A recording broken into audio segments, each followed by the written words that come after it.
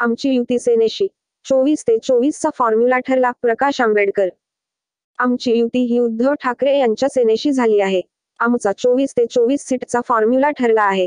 त्यामुळे आमची जी काही बोलणी सुरू आहे ती फक्त सेनेशी सुरू आहे आणि सेना आम्हाला इंडिया आघाडी आणि महाविकास आघाडीत सहभागी करण्यासाठी काँग्रेस आणि राष्ट्रवादीशी बोलणी करत आहे.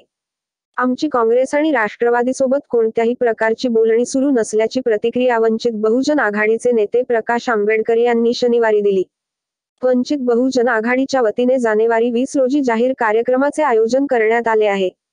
या कार्यक्रमाच्या तयारीच्या अनुषंगाने पदाधिकारी व कार्यकर्त्यांची आढावा बैठकीच्या अनुषंगाने प्रकाश आंबेडकर हे शनिवारी अमरावती शहरात आले होते.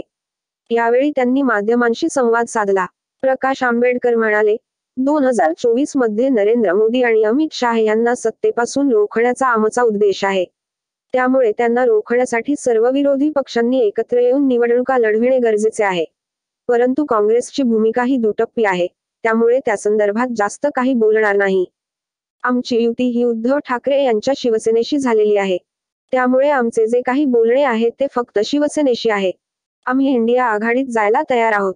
परंतु काँग्रेस आणि राष्ट्रवादीने तो प्रस्ताव अजूनही स्वीकारलेला नसल्याचे प्रकाश आंबेडकर म्हणाले. यावेळी त्यांनी निवडणूक आयोगावरही निशाणा साधला. ते म्हणाले, निवडणूक आयोगाची संविधानिक जबाबदारी ही निवडणुका घेणे ही आहे. त्यामुळे निवडणूक आयोगाने निःपक्षपातीपणे आपली जबाबदारी पार पाडणे अपेक्षित आहे.